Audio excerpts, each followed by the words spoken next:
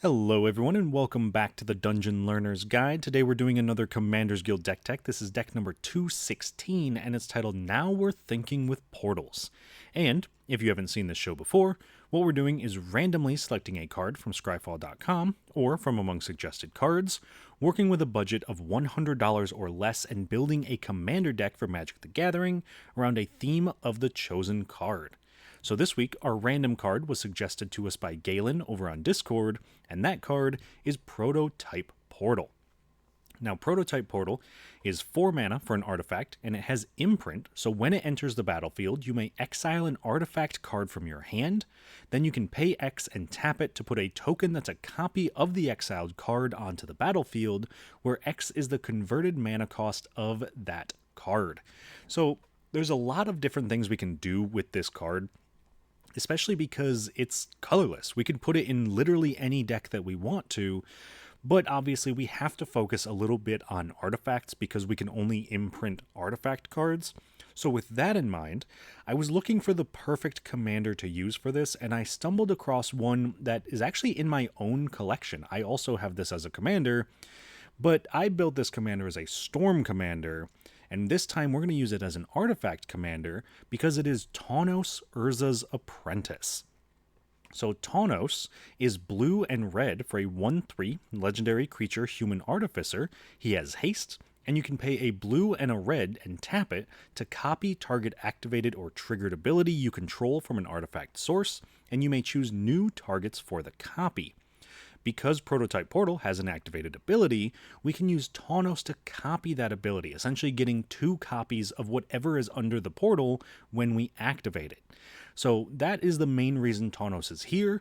Plus, of course, blue and red are the 2 primary artifact colors, so being able to have access to some really powerful artifact synergies kind of help us get a little bit more out of our Prototype Portal. Now, with that being said, though, let's look at some of the themes for this deck and break down a little bit of what we're trying to do. So first, as we've kind of already mentioned, we have artifacts, but we are specifically looking at artifacts that have either an enter the battlefield trigger or a dies trigger or goes to the graveyard. I don't think technically artifacts die, but correct me if I'm wrong. So to that end, we have cards like Ichor Wellspring, which is 2 mana for an artifact. When it enters the battlefield or is put into a graveyard from the battlefield, draw a card. So if we can put this under Prototype Portal, it means that every turn for 2 mana, we get to draw a card. Plus, if we have Tawnos, then it's 4 mana to draw 2 cards, which is not the most efficient. But again, it's an artifact. This has us triggering some artifact synergies. This has us constantly reusing the effect. It's a very repeatable source of value. And those tokens don't go away at the end of turn. We actually get to permanently keep the tokens we make with Prototype Portal. So if we can find a way to use those artifacts, then we're going to be even better off. And with that being said, our next theme is making use of artifacts, and more specifically, artifacts entering the battlefield. So to that end, we have Reckless Fireweaver, which is 1 and a red for a 1/3 human artificer. Whenever an artifact enters the battlefield under your control, Reckless Fireweaver deals 1 damage to each opponent. Since we can effectively make an artifact every single turn, plus of course casting whatever might be in our hand, we can at least trigger this once per turn. Being able to use Tawnos to double up on that, being able to make a ton of tokens, means we can really effectively damage our opponents without ever really needing to go to combat. And then finally, we get to our last theme of the deck, which kind of ties the previous 2 themes together, and that is going to be Artifact Aristocrats. Being able to sacrifice an artifact to get whatever value we want is going to really increase the power of the deck. Because we can use Ichor Wellspring, we can then cast it or maybe put it under Prototype Portal. Once we've got it under Prototype Portal, we can make another copy of it, trigger Reckless Fireweaver, and then we can sacrifice the copy with Extruder, which is going to be 4 mana for an artifact creature Juggernaut. It's a 4/3. Echo 4, sacrifice an artifact, put a +1/+1 counter on target creature. So once we've gotten to that point, we sacrifice the Ichor Wellspring, and we've now effectively drawn 2 cards from the Wellspring entering and leaving, we've done 1 damage to each opponent with the Reckless Fireweaver, and we've put a +1/+1 counter on target creature with the Extruder. That's all just because we had these cards in play, and we were able to get an Ichor Wellspring off of Prototype Portal. So with all of that being said, that is the main focus of our game plan. We want to make artifact tokens, we want to deal damage to our opponents, and we want to sacrifice those tokens for value. So we are going to move on from our themes and talk a little bit about some of our key cards in this deck. These are cards that really synergize with what we're trying to do, and in some cases can be value engines or win conditions, but are typically the cards that we want to see the most. So the very first card we're going to talk about is going to be Krenko, Baron of Tin Street. And this looks a little bit odd at first because it does look a little bit like a goblin commander, but it is 2 and a red for a 3/3 legendary creature goblin. It has haste, and you can tap it to sacrifice an artifact to put a +1/+1 counter on each goblin you control. We're not running a ton of goblins. We do have a couple, but that's not really why it's here. Krenko's here for its second ability, which says whenever an artifact is put into a graveyard from the battlefield, we can pay 1 red mana, and if we do, we create a 1/1 red goblin creature token. It gains haste until the end of turn.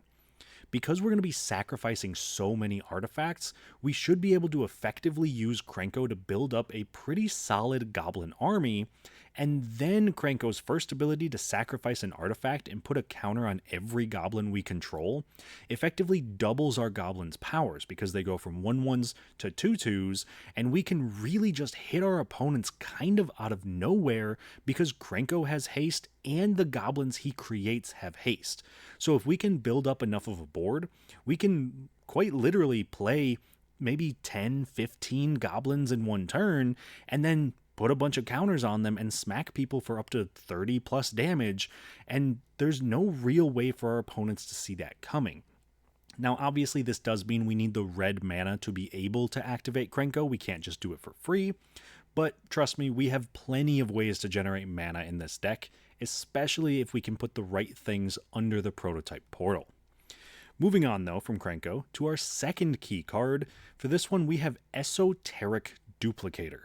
And this is a personal favorite card of mine in the deck. I've really struggled to make it work in the past, but I do think this is the deck for it. Esoteric Duplicator is 2 and a blue for an artifact clue. Whenever you sacrifice Esoteric Duplicator or another artifact, you may pay 2 mana.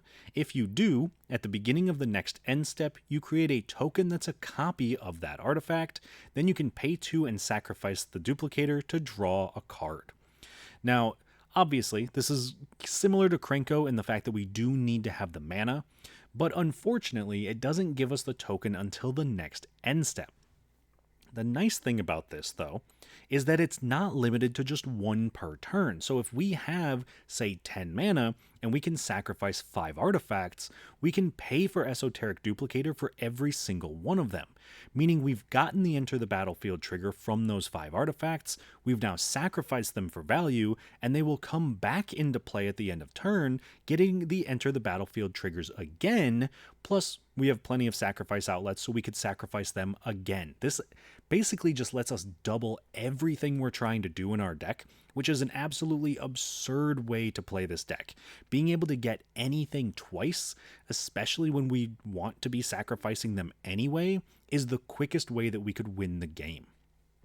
And then finally, moving on to our last key card, we have Saheeli the Sun's Brilliance. And Saheeli is a blue and a red for a 2/2 legendary creature human artificer, and you can pay a blue and a red and tap her to create a token that's a copy of another target creature or artifact you control, except it's an artifact in addition to its other types. It gains haste, and you sacrifice it at the beginning of the next end step. Now, this one is a little bit tricky to evaluate because yes, we lose the token at the end of turn, unlike a lot of our other token generators, but that's not necessarily the worst thing in the world, because for just 2 mana, we can make a token copy of anything on the board as long as it's a creature or artifact. That means we can get another Esoteric Duplicator, letting us double up on our token generation. We could technically get another Krenko, although that's not going to help us, so, don't target legendary creatures. But that means we can get another prototype portal, we can get an Ichor Wellspring. Anything that has an enter the battlefield and a dies trigger means that it's going to be great with Saheeli, because we're going to sacrifice it in the end step, not exile it, letting us get that enter and leaves triggers every single turn. Plus, we can have a little bit of shenanigans making some things, maybe untap Saheeli, make some more things. So it's not beyond the realm of possibilities that we don't even need to sacrifice those tokens, because we might just be able to win on the turn we activate Saheeli. So those are all of our key cards for this week. And the next thing we're going to do is take a look at some cool interactions in this deck. These are cards that synergize really well with each other, and in a lot of cases are just fun cards that I want to highlight because I think they do something unique or fun or bring a little bit more to the game than some other interactions in the deck. So the first cool interaction that I want to talk about is between Sands of Time and Coveted Jewel. Now, I know I say this a lot in a lot of my videos, but I am a firm believer that any deck should have at least one infinite combo in it, even if you don't really intend to win that way. And typically I would also recommend not running tutor effects to find the infinite combo, but, games have to end. So for this deck, our infinite combo is Sands of Time and Coveted Jewel. And notably, Coveted Jewel could be replaced by pretty much any mana rock, but this is the best one for this effect, because Sands of Time is 4 mana for an artifact, each player skips their untap phase, and at the beginning of each player's turn, untap each tapped artifact, creature, and land they control, and then tap each untapped artifact, creature, and land they control. This is a super weird card, and it looks like it doesn't really synergize with the rest of what our deck is trying to do. However, it actually goes infinite with our commander, Tawnos. Because Sands of Time is an artifact, we can activate Tawnos' ability to copy the untap and tap effect of Sands of Time, tapping all of our lands and our mana rocks every single time we do it.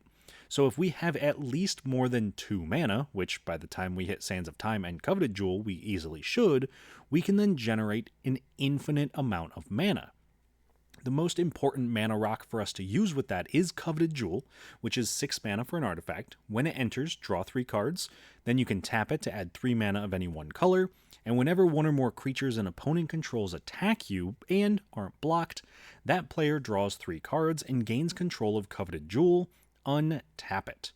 Now, notably, you don't necessarily need mana rocks for Sands of Time to go infinite with Tawnos, but I like to talk about Sands of Time along with Coveted Jewel because it does make 3 mana, meaning that even if somehow all of our lands get blown up and we only have Sands of Time, Tawnos, and Coveted Jewel, we can still go infinite by producing enough mana with Coveted Jewel. Well, I guess that's not 100% true. We would need at least 1 blue or red land since the jewel only makes 1 color, but you get what I'm saying. So with that in mind, Coveted Jewel, phenomenal card, should definitely play it on its own. It's one of the best cards to put under Prototype Portal because then it just becomes pay 6, draw 3 every single turn. Plus the tokens can get passed around the table. People can draw a ton of cards. I think this is hilarious to put under Prototype Portal. And then Sands of Time, just phenomenal. Together, perfect combo. Moving on to our second cool interaction. For this one, we are going to talk about Whir of Invention and Encroaching Mycosynth. Now, I mentioned earlier that if you don't want to tutor for the infinite combos, Whir of Invention, yes, it is a tutor, but it typically isn't going to tutor for combos. Now, a lot of decks that I build, when they're built around a specific card, you typically want to try to find ways to get that card, otherwise the deck doesn't super function. So Whir of Invention is here almost entirely to get Prototype Portal. With that being said though, if you already have Prototype Portal, that's where this interaction comes in. So, to explain the cards, Whir of Invention is X, blue, blue, blue for an instant with Improvise, so we can tap our artifacts to help cast the spell. We search our library for an artifact card with mana value X or less, and put it onto the battlefield, then shuffle. We do have a ton of artifacts in the deck. This thing is never dead. We can even get artifact lands with it for X equals 0, which is super cool. But it gets even better when we have Encroaching Mycosynth, because Encroaching Mycosynth is 3 and a blue for an artifact. Non-land permanents you control are artifacts in addition to their other types. The same is true for permanent spells you control and non-land permanent cards you own that aren't on the battlefield. So with this, if we have Encroaching Mycosynth in play, we can cast War of Invention and go get any non-land permanent in our entire deck. This can be creatures, it could be planeswalkers, it could be enchantments. Anything that is not an artifact now becomes one with the Mycosynth and can then therefore be tutored up with War of Invention. It is notable it does not hit any non-permanent cards, so we couldn't go get, say, a board wipe or an instant or sorcery, something like that. But it's still powerful enough that yes, we're technically spending quite a bit of mana just to get any card out of our deck, but sometimes that's just the cost you pay for playing blue and red. We don't typically have a ton of tutors, so we're stuck with what we've got. That, though, is cool interaction number 2. So moving on to what is essentially the last piece of this deck tech, we gotta talk about the price of the deck. And this week, the total deck price came in at $67.92, with the most expensive card in the deck being Blasting Station. Blasting Station, a massive $9.59, is pretty much a pretty solid win condition for this deck. It is 3 mana for an artifact. You can tap it and sacrifice a creature, then Blasting Station deals 1 damage to target creature or player, and whenever a creature comes into play, you may untap Blasting Station. So we have quite a few ways to use Prototype Portal to get creatures. We've got artifact creatures, we've got other creatures that we can actually turn into artifacts and then imprint. And if we can do that, we can very effectively have Blasting Station as both a sacrifice outlet and a way to untap, sacrifice other things, and just deal a ton of damage to anyone at the table, or just shoot down small things that might be getting in our way. With all of that being said, though, Blasting Station is not a necessary piece of this deck. So if you do need to trim down on the price of the deck, bring it to, we'll see if I can get my math right, I believe about $58, then you can cut the Blasting Station and replace it with another powerful artifact. This one is not everything that it could possibly be in the deck. It's not necessary, but it is still very good, so I would recommend keeping it in. On the other hand, if you're looking for a card to put into the deck that's a little bit outside of our budget range, I do have a suggestion for you there as well. And this week, the card that I would recommend putting in, which is out of budget despite the fact that we are $33 under budget, is going to be Simulacrum Synthesizer at a massive $39.03. And if we're putting that card in, then we have to take a card out, and the card I would recommend taking out is Wizard's Rockets. So starting with the Synthesizer, it is 2 and a blue for an artifact. When it enters the battlefield, scry 2. And most importantly, whenever another artifact with mana value 3 or greater enters the battlefield under your control, create a 0/0 colorless construct artifact creature token with this creature gets +1/+1 for each artifact you control. So if we just have the Synthesizer and we cast an artifact, mana value 3 or greater, then we have the Synthesizer, one other artifact, and then we make the Golem. The Golem is going to be a 3/3 because it's going to count itself, the Synthesizer, and the artifact we cast. Now, we are intending to make a ton of tokens with Prototype Portal. We have a lot of ways to activate the portal multiple times in a turn. We talked about Sands of Time and Tawnos earlier. If that combination gets going, we can actually activate the portal an infinite number of times in our upkeep. And then every single time we're activating it, if the imprinted artifact has a mana value of 3 or greater, then the copy it makes will also have a mana value 3 or greater, essentially letting us make pretty much an infinite number of constructs, or at least an absurdly high number of constructs. And then each of those constructs is giving each other +1/+1 for all the artifacts. So if we make 5 constructs, they're getting +5/+5, not counting any other artifacts in play. I'm pretty confident that I have requested that Simulacrum Synthesizer be put into decks before. It's definitely one of those cards that is just absolutely absurd in its power level, as you can probably tell by the price. This is a card that sees play in Standard, even in Pioneer. I don't know if it sees play further back into things like Modern and Legacy, but it definitely is worth the price tag, as weird as that sounds, given its nearly $40 price tag, but definitely out of our price range. If you do put it in, though, then the card you'd have to take out, or at least that I would recommend taking out, is Wizard's Rockets, which is 1 mana for an artifact, enters the battlefield tapped. You can pay X, tap it, and sacrifice it to add X mana in any combination of colors, and when it's put into a graveyard from the battlefield, draw a card. Normally, a lot of the cards that we want to put under Prototype Portal have an enter the battlefield and leaves the battlefield trigger. Wizard's Rockets only has the leave the battlefield, which is not terrible, but if we don't have an artifact sacrifice outlet, then we have to wait for the Rockets to untap to be able to tap them to draw a card, which is not what we want to be doing.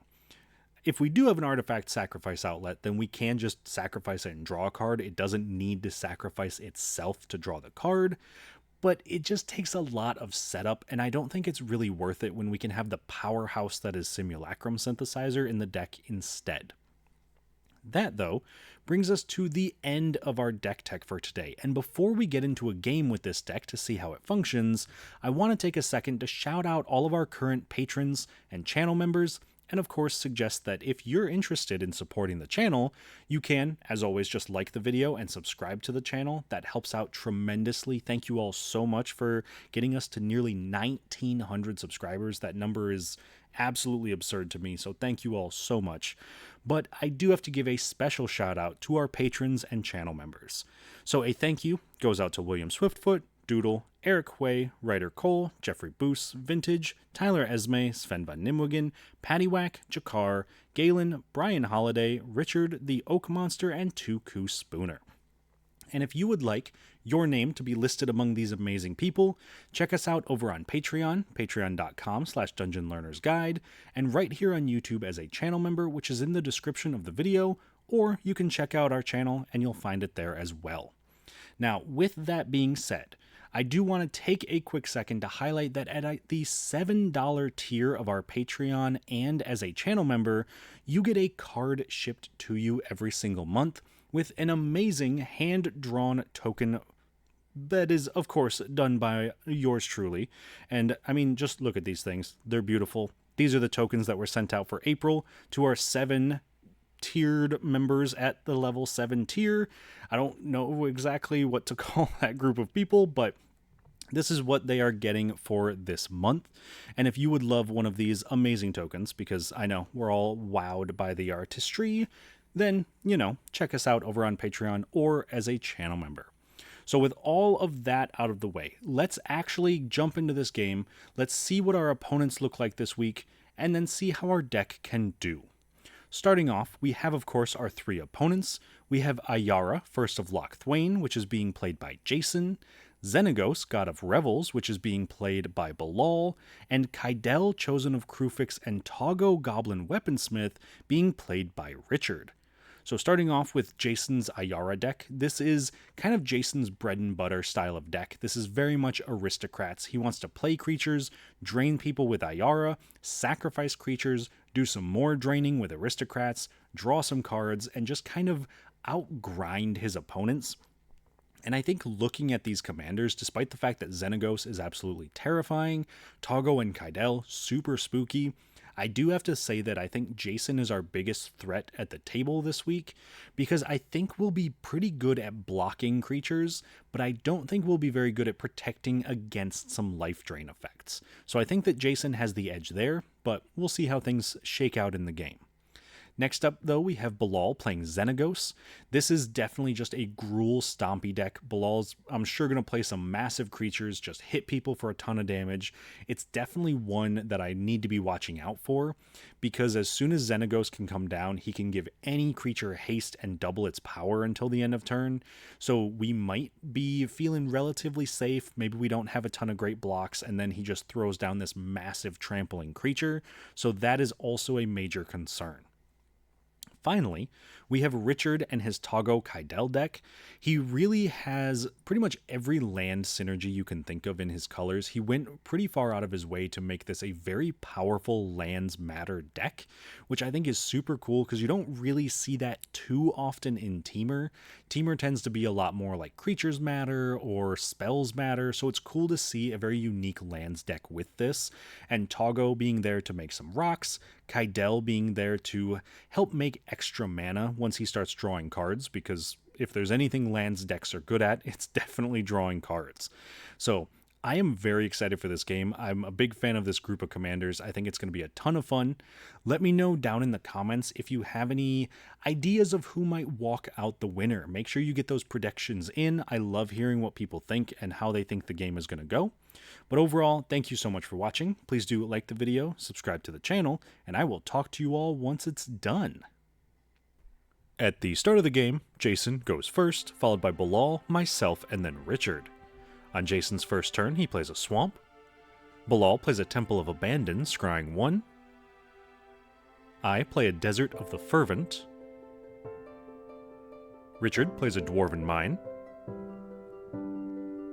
Jason plays a Swamp and casts Ghoulish Procession, making a 2/2 zombie token with Decayed once per turn when a non-token creature dies. Bilal plays a Mountain and casts Sakura Tribe Elder.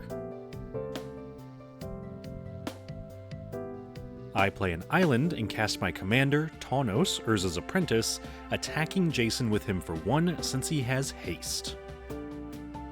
Richard plays a Stomping Grounds tapped.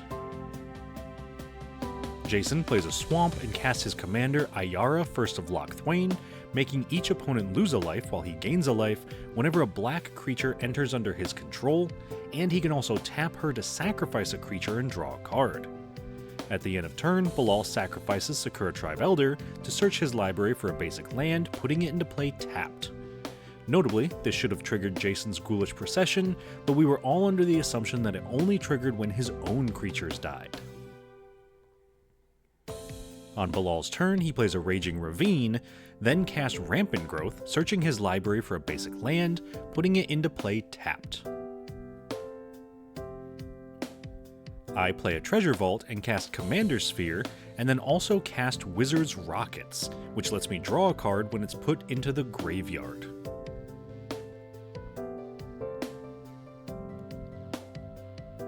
Richard plays a Command Tower, then casts Courser of Krufix, playing with the top card of his library revealed, being able to play it if it's a land, and gaining a life whenever a land enters under his control. Jason plays a Swamp and casts his own Commander Sphere. Bilal plays a Forest, then casts Tyvar the Pummeler, letting him tap another creature he controls to give it indestructible until the end of turn. I play a Scavenger Grounds and cast Kappa Cannoneer, which gets a +1/+1 counter and becomes unblockable until the end of turn whenever an artifact enters under my control. Importantly, this does trigger itself, so I put a +1/+1 counter on it. Richard plays an Exotic Orchard, gaining a life, then casts Curse of the Locked Hothouse, letting him play an additional land on each of his turns, so he also plays a Reflecting Pool, gaining another life. Jason plays a Swamp and casts Bolas's Citadel, letting him look at and play the top card of his library, also allowing him to spend life instead of mana to cast a spell from the top of his library.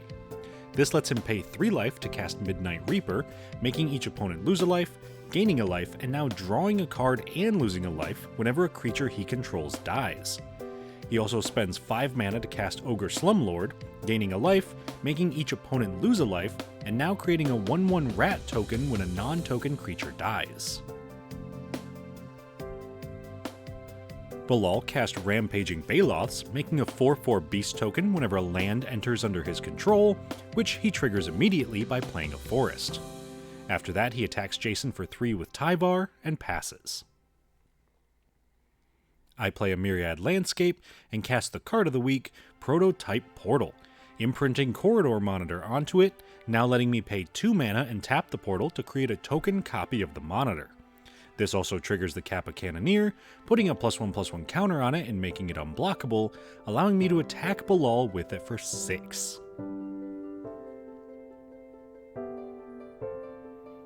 Richard casts an Archdruid's Charm to search his library for a land, specifically Field of the Dead, putting it into play tapped and gaining a life. Then he plays Vesuva from the top of his library, gaining another life and having it enter as a copy of Field of the Dead. Finally, he plays a Maze of Ith, gaining a life and triggering both Fields of the Dead since he now controls 7 lands with different names, creating 2 2/2 zombie tokens. And at the end of turn, his case becomes solved since he controls 7 lands, now letting him play lands, cast enchantments, and cast creatures from the top of his library.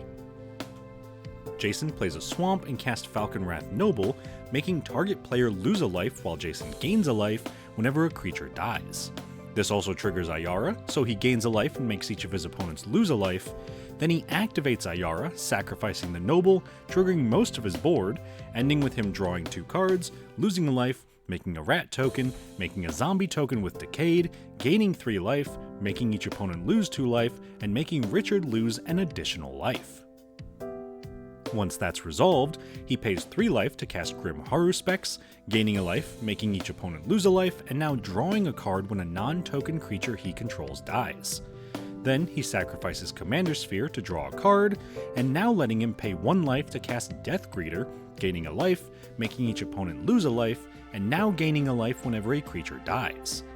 After that, he pays 3 more life to cast Bantu the Glorified, gaining a life, making each opponent lose a life, and letting him pay 2 mana to sacrifice another creature, scry 1, make each opponent lose a life, and gain a life. He continues to cast spells from his library, paying 2 life to cast Timuret, chosen from death, gaining a life and making each opponent lose a life, and then finally attacks me for 6 with the Reaper and Slumlord.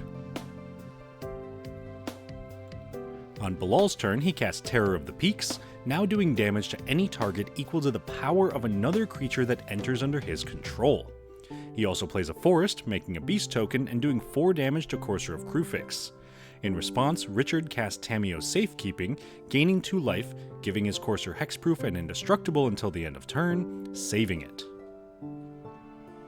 After that resolves, Bilal attacks Jason for 4 with a Beast token, and attacks Richard for 6 with the Baloths. Before damage though, Richard activates Maze of Ith, untapping the Baloths and removing them from combat, meaning he takes no damage, while Jason blocks with Timuret, which is currently having a toughness of 15 since his devotion to black is 15. At the end of turn, I sacrifice Wizard's Rockets, drawing a card. Then, on my turn, I cast Lembas, scrying 1, drawing a card, putting a counter on the Kappa and making it unblockable, letting me attack Jason for 7. Richard casts Tatiova Benthic Druid, letting him draw a card and gain a life whenever a land enters under his control.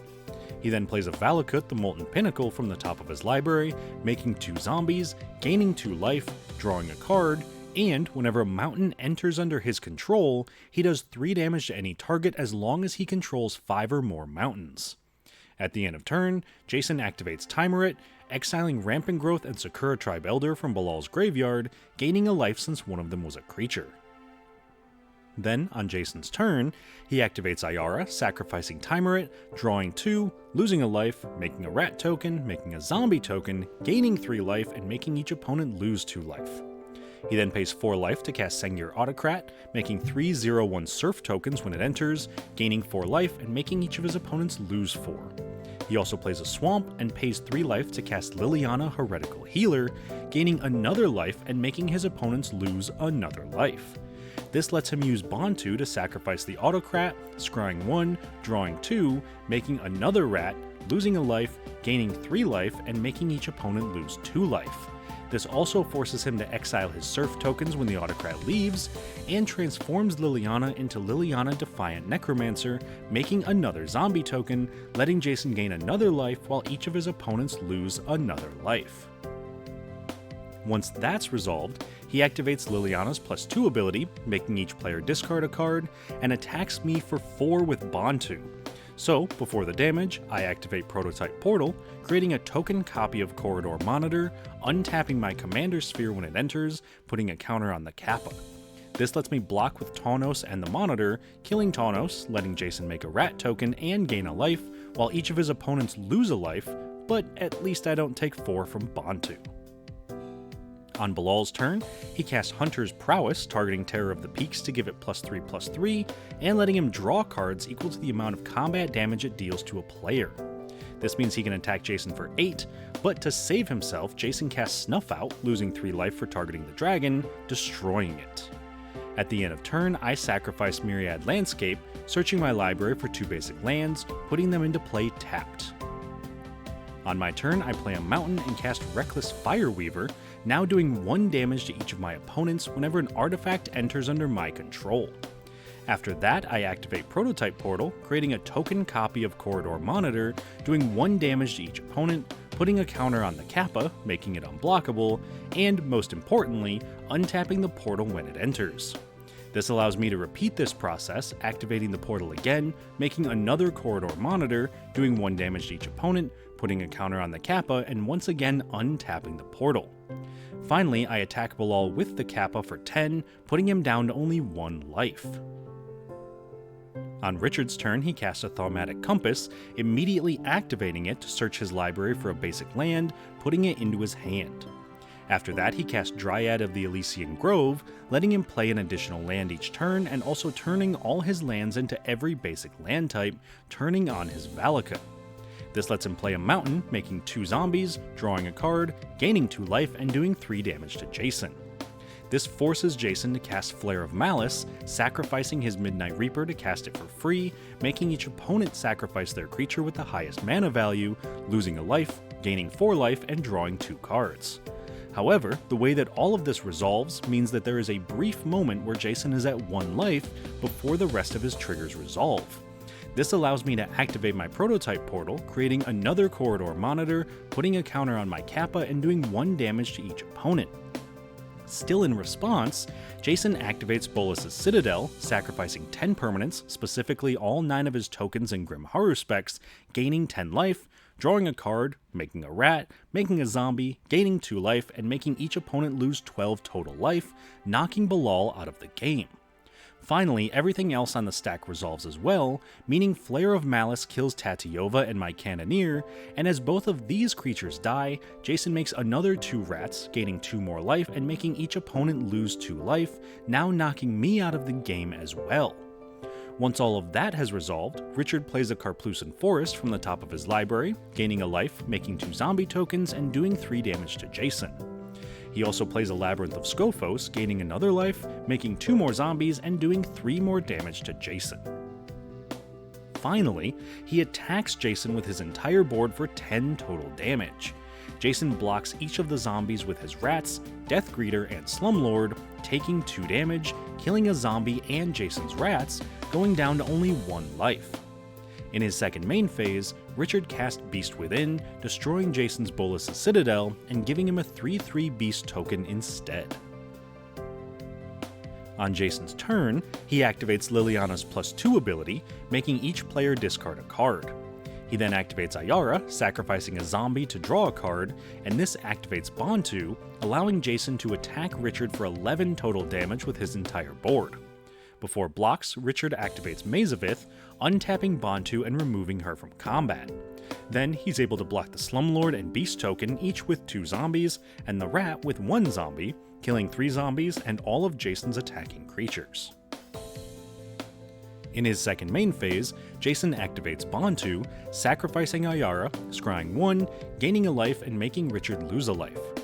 After that resolves, Jason casts Living Death, making each player sacrifice all creatures they control, then return all other creatures from their graveyard to the battlefield. This has Jason return 12 creatures to the battlefield, triggering Ayara 12 times, making Richard lose 12 life. Notably, as I'm finishing writing this script and editing this video, I realize that at no point in this game has Jason actually gained life with his Ayara. Unfortunately, none of us noticed this, so Jason should have gained 12 life here, plus who knows how much more earlier, potentially keeping him in the game. As it stands, though, Richard is able to untap and play an Evolving Wilds from the top of his library before casting Toggo Goblin Weaponsmith, making a rock token when he sacrifices the Evolving Wilds to search his library for a basic land, putting it into play tapped, and he's then able to equip the rock to Tatyova, giving her the ability to unequip the rock and do 2 damage to any target, doing 2 damage to Jason, and winning Richard the game. Alright, so that was a sweet game. Definitely a very tricky game to edit, and I do want to apologize. I know I mentioned it right at the end of the game, but there were a ton of triggers and misplays in that game that really contributed to the game not ending the way that it probably would have. Jason, throughout the course of that entire game, didn't gain a single life off of Ayara, which I think that if he had been gaining that life, he triggered Ayara like 25, maybe 30 times over the course of the game. So he would have technically been in the 30s for his life total rather than down at 1 or 2 at the end, which meant that Toggo couldn't have killed him with a rock, so it really could have changed the outcome of the game.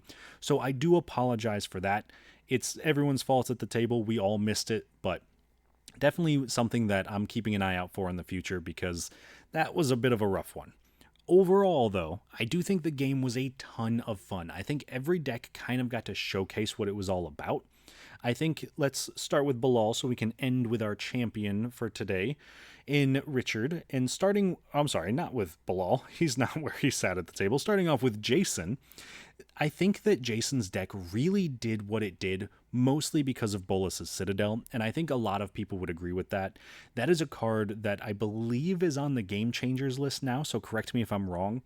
And honestly, I believe that it should be on the Game Changers list. Every single time I see that card, it absolutely does everything you want it to do, or your opponents just kill you straight up because they expect it to do everything it's going to be doing. I think the only bad scenario I can think of with Bolas's Citadel is when you play your land to get it out as soon as possible, and then there's immediately another land on top, so you have to stop, because that's going to give your opponents the time to attack you, take you out of the game, and make sure that you can never use the Citadel.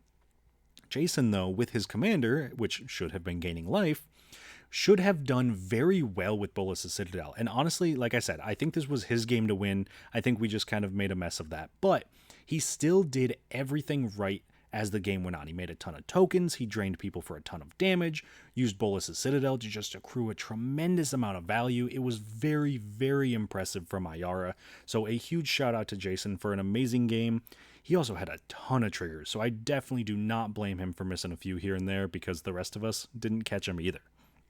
Moving on to Bilal, and actually to Bilal this time, his deck didn't really get the chance to pop off in the way that Xenagos typically does.